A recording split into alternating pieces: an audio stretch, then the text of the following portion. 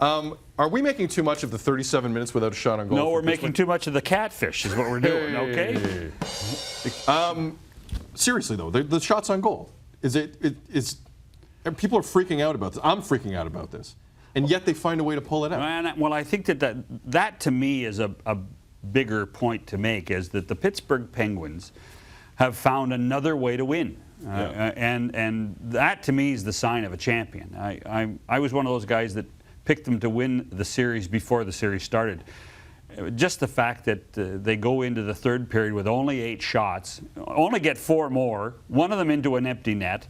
I just find that they can do anything they want. Look at the last series. They go and beat Ottawa 7-0 one night, and barely hold on to win a few days later to win the series.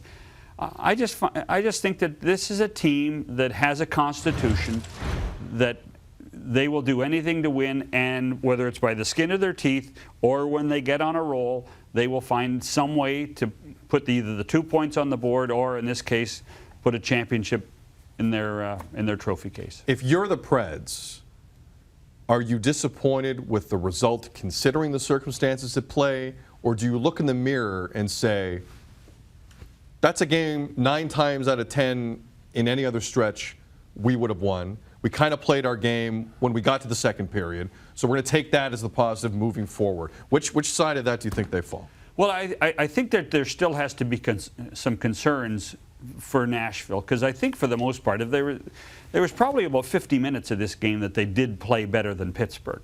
At the same time, they're playing against a better goaltender than they've played against any time in these playoffs. I mean, this guy, Matt Murray, is the best goaltender they will face.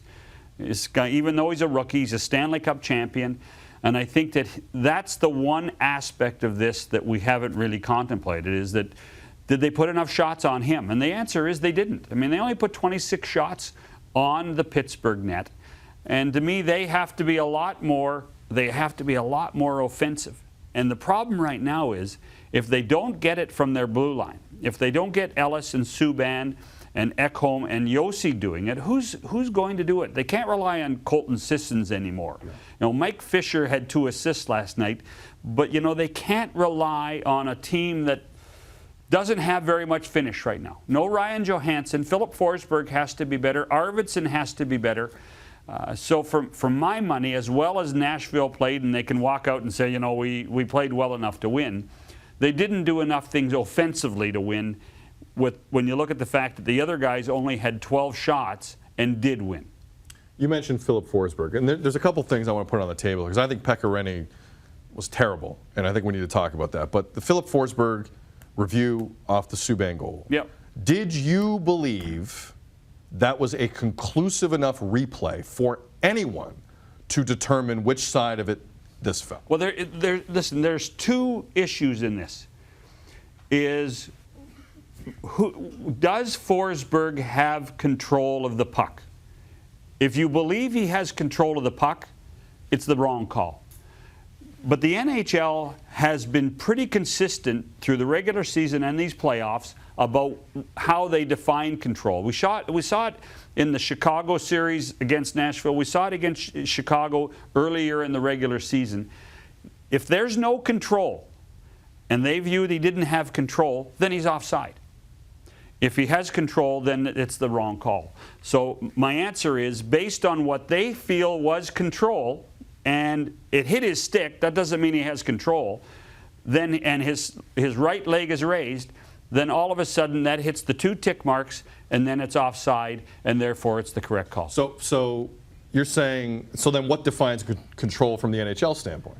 Well, does he have to take a step with that? He has to move forward with the puck on his stick. And really what happened is Isn't that what happened, though? I think the puck bounced off his stick, and I think they viewed that the puck bounced off his stick. And that becomes the definition of, and really it goes, it's more not the definition of offside, because his right leg was raised off the ice. It then goes to what the definition of control is. They thought he didn't have control, therefore it's offside. But that to me is that doubles up the reason why you can't make that call in the video room. Because there's 2 reasons that's inconclusive at that point. You can't tell me that's clearly control or not control, and no one can tell me that's clearly skate on the ice, skate off the ice. They did, though. Well, somebody thought they did. Somebody thought they did, John. Here's the thing. They thought they did. Here's the thing. There is a group of guys that actually have watched more hockey than you or me. I don't believe it. No, neither do I some nights. But actually have watched this and watched 1,230 regular season games and another, 85 or 86 playoff games. They've watched every game. These guys do this for a living. You and I, we do this for a hobby. I actually, believe it or not, but I care about hockey for a living. I care about the game of hockey for a living. That is my job as well. And that's chintzy as hell, John, isn't it? That's chintzy as hell. Believe it or not, I actually trust them more than I would trust you. I trust you about a lot of things. You've known me a long time, John. I trust you on important issues like gravy. Like I trust you with gravy. If gravy's in the conversation, I'm going to Sixero first. If it's about who's controlling gravy, you trust me on that conversation. You're top of the list, man. Who's conclusively controlling the gravy?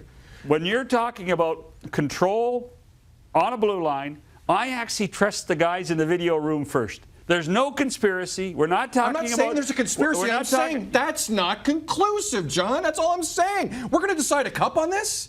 Really? You're cool with that, John? You spent your life in the game. You're cool with that? You're cool with that? Yeah, I am. Oh, for heaven's sakes, Mr. Shea. We're not talking gravy. If we're talking gravy, I'm on your side. But we're human. But human beings are allowed to say, I don't know. In video review, you are allowed to say, I don't know. Call stands on the ice. Now, to your point, I saw you tweeting last night. Kudos to the Penguins video guy. Oh, yeah. Who spotted it. Andy Saucier. Like there's no debating that because no one else in the building saw it. Here's the other thing about, I mean, inconclusive. They've done it more times inconclusively this year than they have made a call. The other thing I would say is that if we sat here without video review or they didn't notice it,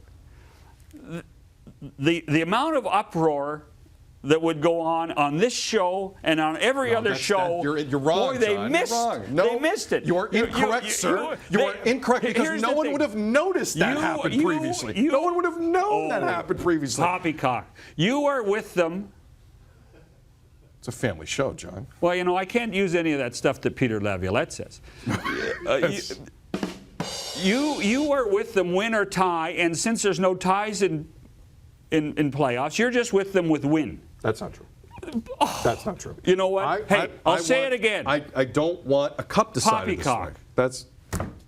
By the way. Mute the TV. Keep it on. Just mute the TV. By the way. I can't control them anymore. After this event occurred and the 3-0 Pittsburgh lead occurred, Nashville actually came back and tied this game. Correct. This is a factual thing that happened. You know, they still had an opportunity. And by the way, Pekka Rinne Pittsburgh seems to have found that 1 weak point high on the short side. The Anaheim Ducks found it. Nick Ritchie had a brilliant shot high to the short side on Rinne as well in the last series. You have to wonder if they found the 1 weak link in goal for Pekka Rinne when they shoot pucks. Pekka Rinne's got to make that 4-3 save, right, John? Like that's what I'm saying. Take nothing away from Gensel, but that is a backbreaker. Well, and I mean, I think that we would sit back and say he had to make that save against Nick Ritchie as well. I think it was in Game 4. But everyone's saying, well, you go 37 minutes without a shot on goal. It is what it is. I think it's a cop-out answer. So do I. Agree or disagree? I agree with you completely. You got to make that save. I mean, that's why you're in the championship series.